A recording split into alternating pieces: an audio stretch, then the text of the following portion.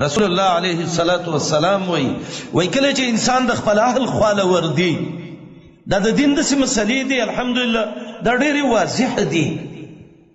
دې کې دا خبره په بعضې خلک کوي یاره وایي دې ملا دا څنګه بې حیا خبره وکړه او پلانۍ خبره یې وکړه. موږ ویو چې محمد رسول الله کومه خبره کړي دا زموږ حیا او عزت دی، او که څوک بل څه کې حیا او عزت لټوي بیا دې ځان لټوي.